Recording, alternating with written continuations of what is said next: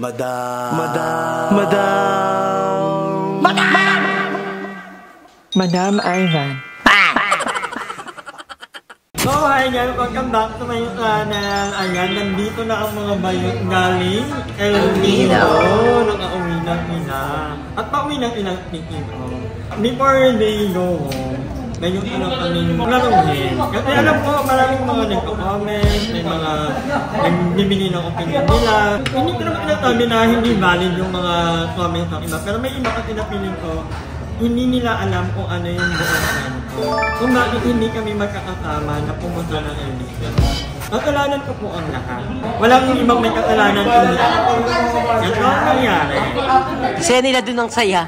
Ang saya ni Ayi. Hindi na nga maintindihan ni naging pa kayo. Charet. Oo, easy. Oo. Ano, last year talaga, nasa Paranaque County ang house. Sinabihan ko lang si Joven. Si Joven ang pinakauna ko sinabihan na magpapalawan ako kasi makikipiyat na ako na El Nido. Sinabihan ko na yung ilang well, pero medyo late na. Mga Jessica, yung ibang mga bayat. Matang alam ko si Joven ako na sinabihan. Sa Paranaque? Paranaque pa yun. And then, walang nag-confirm na kasama, walang pang ano. Kaya, January 7, nag-book ako ng ticket ko. One way lang, papuntang Puerto Princesa. Kasi gusto ko, mag-stay muna dito ng 1 week bago pumunta ng El Nido. So, nung nakabook na ako, namikot na yung ilang araw, ilang linggo, wala pa rin ano, parang, siyempre, hindi ko naman pwedeng ipilit kasi inimwell ka kasi ay hindi magpagawa ng bahay. Jessica may business. So, di ba, parang ayoko namang ipilit na sumama sila sa akin dito sa Palawan. And then one day, ito si Aye, nag-decide ka kasi sobrang sarang na time, nasasama na ito sa Palawan. After ni Aye, sumama na rin yung ibang mga bayot, binigay ko yung ticket ko kay Nimuel ka kay Jessica. Ito, mute communication lang talaga, guys. Gawa na, ang ako, naka-plan na talaga na mag-i-stay muna ako dito sa Palawan. Kung may kasama, gusto ko pagkilala ko sila sa mga friends ko, gawa nga ng sobrang tagal ko dito sa Palawan. Nag-stay ako dito ng almost half year. Yun ang plan. Pero hindi na mag-usapan ng maayos. Sabi ko kasi, ang accommodation ko sa Puerto Princesa is March 14 to 17. Kasi makikipiyat na ako doon. Ano po, hindi Puerto Princesa, El Nido. El Nido ako. El Nido pala, ang accommodation ko ano, March 14 to 17. Kasi niya, piyat na doon ng March 15 and 16. Kaya nga sabi ko, mag-i-stay muna dito.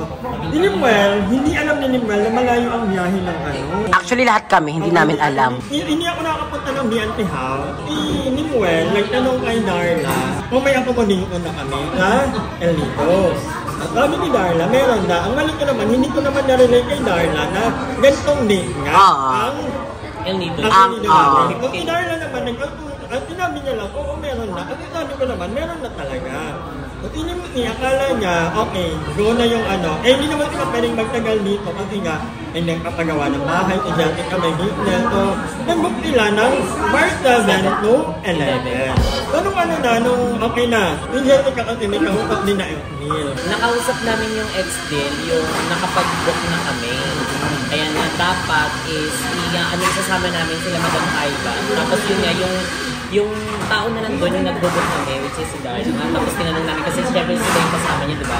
Sabi niya, kayo Darla, meron na ba kayo? Para masabi namin. Oh yes, para right after booking, sabi namin, Darla, may accommodation na ba sila Madam? Kasi ang narilay sa amin, meron na. Eh, that's the time nakausap din ng Jessica. So, since hindi pwedeng marami din, kasi, kaya ang sabi namin, okay, sige, ito na, meron naman na sila. Tapos, nung time na sabi niya parang, hala, saan na pa kami magpupunta? Parang 14 to 17. Saan stay? Hindi na i-reach out nila Jessica na na magsama-sama ka tayo, lahat tayo. Kaso, unfortunately, hindi season kasi wala na available na yun. At saka nung ano pa yun, yung nag-ano na tayo, concept na namin yung XP. Sabi namin na 5 lang talaga. Basically, 5 lang talaga. Tapos yun yan, nakapag-ano na kami ng ticket, tapos umakit kami sa second floor, dun sa Getwest. Inaano namin, niyaya namin sila Beba, sila GN. Tapos yun yan, sinagot niya si Beba. Kasi nga dun sa tapatan mo, parang trip mo din kay Bebang. And si Emma naman, yun yung book ni Emma. Tapos yun na, nabigay na namin yung 5 kasi yun, kumbaga Yun yung sure na yun ang sure. So labas na kayo doon kasi sabi nyo meron na nga kayo. Tapos yung mga sasama na lang, yun nasa BNP House, kami na yun. Tapos biglang nakapag-book na kami, sabi namin, uy, Emma, join na kayo, ganito, ganyan. Tapos bilang yun, yung pagkasabi nila yung sinasagutin na niya yung ticket ni Bebang. Hindi to nagpa-vlog. Gantuhan lang to, oh. Tapos biglang, Memories, ganun. Tapos naloka pa kami. Paano kaya? Tapos sabi na namin na 5 lang, 5 bucks lang. Tapos yung pagkasend namin, na ganin niya, na nabago na, nadagdagan ng head count, biglang hindi pa siya nagre-reply doon. Siyempre, madami din siguro ginagawa, ganun. Siyempre, bilang tayo ay yung nag-ano lang nakikiusap. Tayo nag-reach out. Hindi naman tayo pwedeng mag-demand na replyan tayo agad at saka i-approve yung dapat na ganito yung binigay natin. So, ayun, umabot na nga ng ilang araw, tapos bilang parang nasabi mo na nga na wala pa kayo. Hindi, ang ko, meron na ako, pero mag-working na sa dunting talaga. Sabi ko, natry kong maghanap ng bagong accommodation. Kaya lang, ang po guys, kung nakapunta na kayo ng ay ng El Nido, ay season po ang Mars. Gawa ng Fiesta, tapos summer. Mahal talaga. Sobrang daming tao. Hindi ka makakapag-book. Kung meron man, sobrang mahal. At siyempre ako, pag practicality-wise, siyempre naka-plan na yung ko na 1 week ako tayo sa Puerto Princesa. Tapos after mag-Puerto Princesa, mag-El Nido, gantong Fiesta. Kasi para timing sa Fiesta. Kasi bakit Fiesta lang naman talaga. Ayun naman yung main purpose. Hindi naman po ako pumita dito sa Palawan dahil consider na to as my second home. Lokal ako dito. So, ang dami kong friends dito, guys. So, alam mo yun, hindi yun yung main purpose ko talaga. Ako kaya ako nag-book ng ganoong date. Yung March 14 to 17. It just so happen na yung mga dates, akala nila na yung accommodation is same sa flight, which is hindi. Kasi malayo po ang Puerto Princesa, papuntang El Nido. Ano ba kalayo, Mada? Para malaman nila. 6 na oras hanggang 7 oras. Kasi baka tayo ba't hindi na lang pumunta doon? Hindi naman ganun ka daling mag-travel papuntang El Nido. Anyway guys, this will not be the first and last na magta-travel kami papunta. Kumbaga, lesson learned sa atin na next time, pag mag-book, sabay-sabay. Walang mauuna, walang mauuna. Tsaka sabi din sa mga fan na walang away-away. Baka kasi isip na issue na naman tayo eh. Wala po magkakaaway. Kami ni Joven. Actually, nagpa-plastika na kami 3 years na. 4 years na. Super. Happy anniversary. Oh, today. Meron tayong ganito, oh. Bigyan mo nga yung Jessica kay Aye para same-same kami. Ako nalulungkot ako na hindi kami magkakasama. Pero wala ganun talaga. Anyway, lesson learned na lang din sa akin na next time, huwag na akong sumama. Ayun na lang. Hindi, malalaki na kayo. Ganyan talaga. Oo nga, pwede yun, no? Pwede. Oo nga, huwag ka na sumama. Umuwi ka na. Oo. Ako na lang. Huwag po kayong mamdal kahit ano yung kanila. Kasi wala pong may kasalanan sa kanila. Ako po ang may kasalanan. Ako ang may promotor nito. Tapos magulo yung hindi ko na-relay lang. Ako po ang ibang ninyo. Okay lang po. Tatanggapin ko lahat. Iiyak ako dyan. Ako iiyak. Hindi kasalanan ko na naman talaga. Actually, kasalanan mo talaga. Kasalanan mo. Dapat magsisi ka. Gusto ko magsisisi ka. Yan na po. Wag na po kayo sa akin mag-comment. Charot lang. Ako ang malaking kasalanan talaga. Hindi ako naging active na sa baklan ng taon. Actually, napansin ko din yon sa sarili ko na hindi ako naging active sa bakla ng taon na nung katulad nun na si Joven, inaantay namin, tsaka si Bebang, yes, mali ko yun, na bigla akong nawala sa BNT. Na inaantay ko sila na dumating sa BNT house, kung kailan sila dumating, doon naman ako nawala. I know na I'm so unfair. Sobrang unfair ko sa part na yon. And katulad niya si Balong, wala na ulit, diba? So, alam kong kasalanan ko yun kasi ako yung nawala sa BNP. Kasi hindi ko rin in-expect yung mga nangyari sa akin lately. And kahit anong paulit-ulit kong i-explain, alam kong mali ako na hindi ko binigyan ng time yung bakla ng taon. So, yun lang. Yun na lang po yung i-bash niya sa akin. Tapos yung the rest kay Madam. Oo. Kakin nyo na lahat. Lahat ng mga ano. Ano ba lahat? Ba't naman?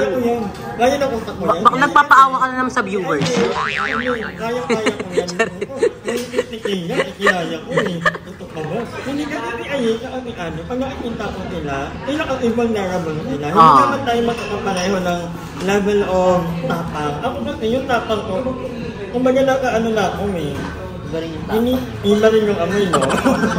So yun yung tapa ng madaming hair mo. Hindi na kasi ako, hindi na ako na-apektuhan sa mga ganyan. Kumbaga, namamasa ko, ina-practice ko kung ano yung mga pwedeng i-improve, ini-improve. Pero yung mga alam ko na mga hindi totoo, dinidalma ko lang.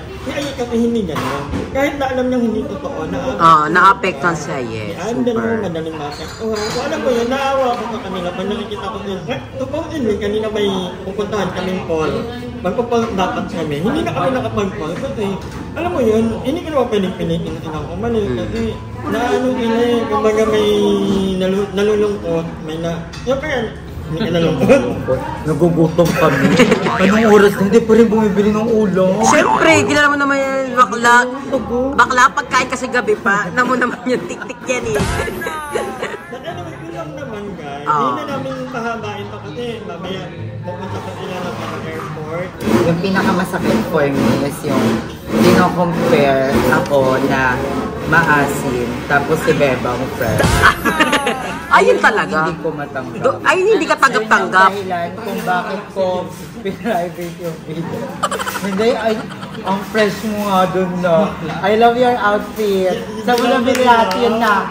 Saan mo nabili mga outfit mo na? Hindi ka siya ko nabili. Watch din ako sa outfit ko ha, mukha daw akong baka sa airport ha. Uy, hindi. Napanood ko din yung mga vlog. Ang ganda ng mga outfit. Lahat yung parang naka-white kayo na net. Yung parang, ang ganda.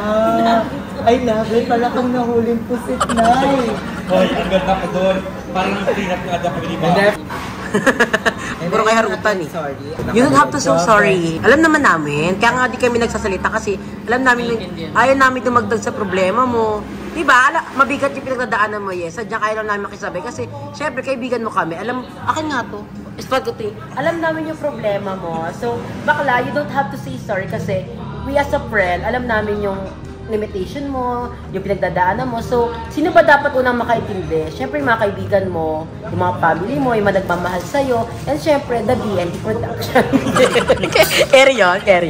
And ayun, yung about naman sa Cebu, kasi ano yun, sa Cebu, si Kuya Aki kasi Oo. yun din guys. And Ako may kasalanan din doon. Bakit naman ba sa Cebu din to? nakapunta ako ng Cebu pero di ako Yung active ibo po is, ito po, my friend, Dami naman nilang reaction. si Ate is friend, Manay na naging friend ko, tapos nakasama na rin namin dati.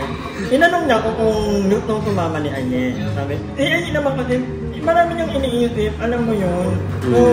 Yun, nakasama si Aye. Baka mamaya pagkasama ko inimwell naman, kasi magta-Thailand kami, inimwell naman ang magkaroon ng ano. Oo. Pati naman, in Jinkler ko, tinanong naman ako, inang luto ko kasama mag-Thailand. Sino-sino yun para alam ng mga Abangan tao? nila. Baka sabihin, bakit naman may iba na may passport, tas ba't di mo sinama? Kasi lahat yung magiging issue. Hindi ko rin naman kasi pwede nga, no? Kasi ano, pero baka pwede inimwell, inganto, inganyan. Siyempre, kung anong Nag-i-sponsor. diba? Kaya baka nyo magagawa tayo ng first story. Ako magsusulat.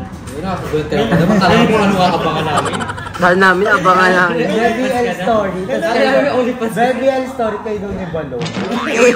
Ingat kayo pa uwi ng Manila and thank you so much for watching this live. Bye!